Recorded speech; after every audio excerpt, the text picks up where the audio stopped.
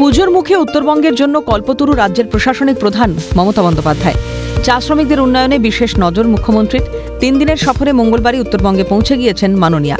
বুধবার পরিষেবা প্রদান অনুষ্ঠানে ঢালাও উন্নয়নমুখী প্রকল্পের সূচনা ও উদ্বোধন করেন তিনি। পাশাপাশি চা শ্রমিকদের নিজের হাতে পাট্টা তুলে দেন। পূর্বের ঘোষণা মতো শ্রমশ্রী প্রকল্পের 2 পরিযায়ী শ্রমিকের হাতে 5,000 টাকার আর্থিক অনুদান তুলে দেওয়া হয় এদিনের অনুষ্ঠান থেকে। চোখের আলো প্রকল্পে 3,720 জন চশমা পান। সব মিলিয়ে উত্তরবঙ্গের উন্নতি যে একমাত্র পাখির চোখ রাজ্যের প্রশাসনিক প্রধানের, তা তাঁর কার্যক্রম থেকেই স্পষ্ট। আজকে চা সুন্দরী প্রকল্পে 1,106টি পরিবারের হাতে, আলিপুরদুয়ার জেলার লঙ্কাপাড়া চা বাগানে 1,166টি পরিবারের হাতে চা সুন্দরী প্রকল্পে নির্মিত বাড়ির কাগজ দেওয়া হলো।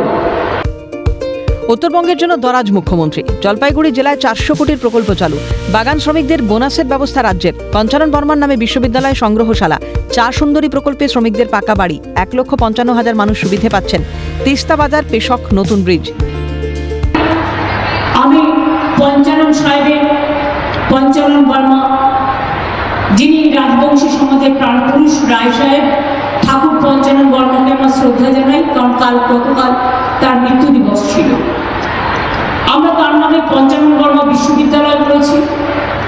ঠাকুর পঞ্চানন বর্মার জন্মস্থান খালসামারির পূর্ণভূমিতে সেকেন্ড ক্যাম্পাসও চালু হয়েছে। তার জন্মদিনে ছুটিও ঘোষণা হয়েছে। তার বাড়িকে সংস্কার করে পঞ্চানন বর্মা সংগ্রহশালা, গবেষণা কেন্দ্র, মিউজিয়াম তৈরি হয়েছে।